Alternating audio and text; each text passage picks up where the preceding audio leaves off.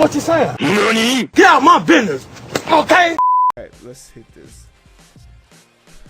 Hey everybody, how you doing? My name's Heero, that's Eric, and today's been an extremely difficult day probably for you. Today I ran out of gas on my way here. Eric's got a whole lot of stuff going down at work right now.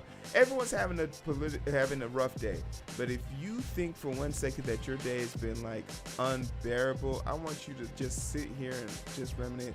At least you're not living in one of these three places right now. We're gonna go outside into the international world, and we're gonna be covering stories about Cuba, Haiti, and South Africa, because all three of these places are in a very vile situation for different reasons, but I'm going to show you that America's fingerprint isn't always the best thing you want. And when you hear us giving aid and comfort and love and all these things, there's a reason why we have dedicated organizations that are not influenced by us who can do these things, because there's always an ulterior motive. So let's start off in Cuba, because they're right next to us and there was a huge thing going into that. But before we start, Eric, do you got anything you want to throw in there?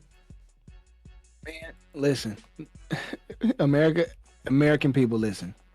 This isn't the only country that has people who are pissed off, tired, hungry, and in need of resources, and tired of their government. We are sometimes often so insulated from the rest of the world that we forget that there's other human beings that exist too. And the struggles of one human being are almost no different from the struggles of another. They all are pretty much the same country to country, because most governments are bad. And so the things that we're in the streets about in America is the same thing people are in the streets about over in Cuba and Haiti and in South Africa. But we got these videos queued up, and I'm really interested to see what they say. In Cuba, days of dissent with chants of liberty and freedom sweeping through the streets of Havana and other cities. Stones thrown at police and dumpsters overturned. The rarity of this type of protest in the communist country still sinking in. As 90 miles away in Miami, families protesting again overnight, fearful of how the Cuban military might respond to loved ones back home. The situation is dire in Cuba. I mean, literally, the government is trying to cut off communication from the outside world so people don't see the brutality of the situation. A generational economic crisis, coupled with record COVID numbers and a lack of vaccine, has fueled demands for ending Cuba's 60-year dictatorship. The country claims to have multiple vaccines, but won't share its research. Some Cuban-American leaders pleading for American intervention. Please do not abandon the Cuban people. Support them decisively. President Biden can fix what Kennedy broke. President Biden's response, one of solidarity, though he steered clear of requests to intervene. We call on the government of Cuba to refrain from violence, their attempts to silence the voice of the people of Cuba. Cuba's leader, Miguel Diaz-Canel, blames the U.S. embargo for the country's ills. And I'm going to stop there. Eric, when you catch up, let me know. I'm there. I'm with you. The thing that's crazy about this is Reagan was a Republican, right? So why does Joe Biden as a Democrat have an issue rewriting history on that level? Lifting some of the sanctions. There's over 200 sanctions on Cuba right now from America. That makes a box of cereal, which is like $4, some Frosted Flakes, $4, $28 over there. Shipping has to go through numerous checks and balances because they don't want any military devices being sent to them. It's mind-boggling that we have to go through all of this stuff when we have a simple fix. What is your thought on this? First of all, I think you asked a question and then you answered it. You asked me if Ronald Reagan was a Republican, why doesn't Biden lift the sanctions that Reagan put in? This is the same guy who worked for the guy when he was vice president, who was in a similar situation and refused to do so as well. Actually was really trying to put the screws to Cuba at one point. So why are we shocked that he's continuing with the same politics? If you don't lift the sanctions, Okay, here's a perfect example. First thing Joe Biden did when he came in was overturn all of what Trump did. Mm-hmm. You disagree with that, but you don't disagree with the sanctions. which lets me know what Obama said about himself. If he said this was the 1980s, his policies will be considered Reagan policies. Is it possible that Joseph Biden truly isn't on the left? He is center right. I'm just saying his politics a lot of times seem to be that way. But to your point, Heero, why won't you lift the sanctions? I want to go to Cuba. Heero, do you know how much it is to be able to, for someone like you and me, to go to Cuba and stay in a beachfront Airbnb?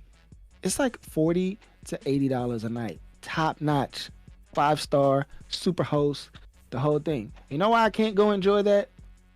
Sanctions. You know why these people can't enjoy the freedom that the influx of tourism and business development can't flood that country? Is because sanctions. We couldn't even smoke Cuban cigars up until like less than 10 years ago. I'm confused. I'm befuddled, as the old people say. I don't know what to do, but I know what Joseph Biden, the president of the United States, is not going to do. He's not going to lift those sanctions. There's so much that goes deeper into this, and we have people who are speaking out about this in the government, but it's really like time for us to get over the whole Cold War phase of this situation. When we got over this shit, we should have been making active notions to incorporate this. This low-key needs to be one of the states of America, right? Like, there's no reason. It's so damn close. The population in South Miami is basically a duplicate reflection of it. But the ties of our past are hindering us today. But once again, it was America's involvement in this poor sovereign state that caused the escalation. There's a reason why they don't have the vaccine right now, especially when a vaccine that was free to us is being taxed by the hundreds of dollars for them to even invest in. So it's crazy that we call ourselves champions of freedom and doing the right thing. Go fuck yourself. But in Haiti, we covered this story last week, and there's an update to this. A key suspect has now been arrested, and this goes way deeper than we thought it did. We thought there was an element of the DEA, and I still think that America has something to do with this, and this is just their cover story. I'm putting on my conspiracy hat. Let's hear the story. Now to Haiti, where the investigation into the president's assassination is turning up more bizarre details every day. The focus has now shifted to a man with ties to the U.S. and a questionable background. CBS's Mola Lenghi reports tonight from the Haitian capital, Port-au-Prince. Tonight, new details about one of the alleged masterminds behind the brazen assassination of President Maurice. Authorities say 63-year-old Christian Emmanuel Sanon, a Haitian based in Florida, played a key role in the scheme and planned to assume the presidency himself. A raid on his home revealed 20 boxes of bullets, a list of the hit squad members, and a DEA hat, according to police. DEA operations, everybody back up, stand down. The attackers claimed to be DEA agents when entering the president's compound last Wednesday. Sanon has spoken out against Haiti's leaders in the past. Where is the leadership of Haiti? But exactly how this doctor and pastor, who once filed for bankruptcy, became the central figure in the plot remains unclear. Sanon is alleged to have hired the 26 Colombians involved in the attack through CTU Security, a Florida-based security firm run by a Venezuelan. Most of the Colombians alleged to have been involved have been arrested, as have 2 Haitian Americans who claim they were hired as translators. But just how are you believing this story, Eric? I don't believe it one bit. Makes zero sense. This is always what they do to pin it on somebody else to deflect from what actually happened. Listen, America's been involved in Haiti for a very long time, and the country is no better. Haitian was in Haiti for the longest time, and they took advantage and did allegedly have done a whole lot of unspeakable things to men, women, and children in that country. And this is just a continuation. For whatever reason, they have not been able to get their way. And this sounds eerily similar to what's going on over in Cuba. If you do not do what we want you to do, we either have some kind of coup, we assassinate your leader, we withhold maybe a vaccine from you. We cripple your economy, whatever it is that we want from you. If you don't give it, we will do it, and then we'll lie and put it on somebody completely innocent. This guy probably has nothing to do with it. I'm outspoken about America. They could easily come and say that I was a part of anything, and it's absolutely bogus. I mean, I don't have time to be worried about that. I got to take care of me and my peoples. I think this is just all gas. I'm not buying it. The Oscar does not get awarded to anyone tonight. I definitely need to hear more about this story, but pushing further and a little bit closer to home, South Africa is currently experiencing protests like they've never seen before because the president was just handed down a prison sentence of 15 years, and that has sent them into a riot. Let's catch up on this.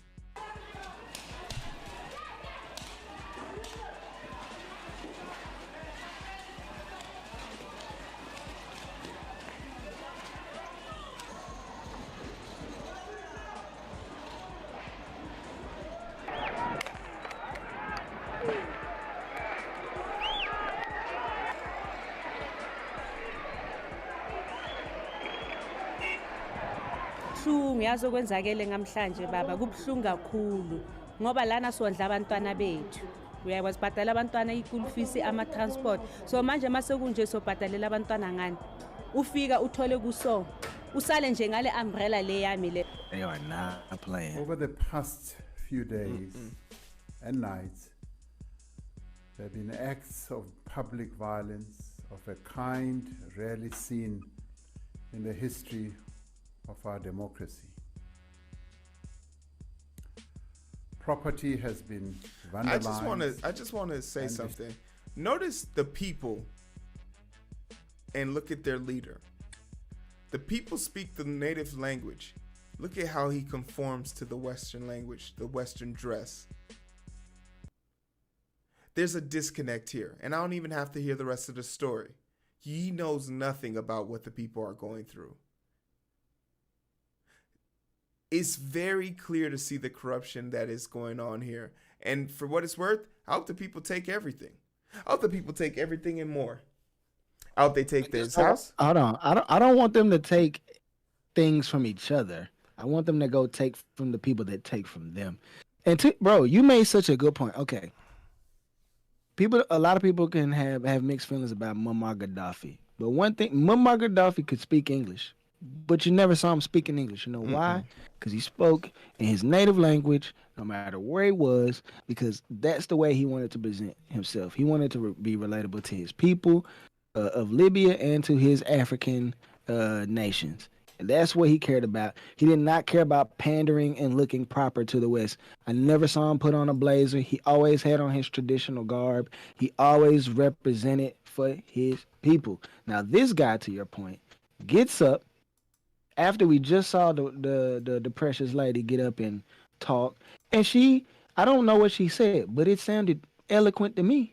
She was expressing herself quite perfectly. And again, that's something that even me as an American, not knowing the language, the way she presented herself is something that I can relate to. This is buttoned up. This is saying and doing the right thing and looking the part and not really taking care of what the real issue is in the country. This is just bogus to me. I'm interested to see how all this goes. It's going to the Supreme Court in South Africa. We'll probably get a TLDR, and this will be in the quickie for next episode. But I just wanted to put it out there that things are getting back to normal here, and people are satisfied and happy with how things are going here. But people that look like you aren't doing so well out in the real world. And I want to always remind people, you got to know where you're going to go when shit gets real. The rich people go into space. So I have a question for all you people out there who don't have a rocket that's shaped like a penis and the world is on fire. Where are you going? Who you going with? Who knows your name outside of this country? We had my sister talking about her passport situation. It sounds like a nightmare, But imagine not having a place to go when stuff gets real. And when America claims to be doing right by other people and trying to save the world, it really makes me wonder, because I just gave you 3 different places where America claims to have a footprint of positivity, growth, encouragement, enrichment.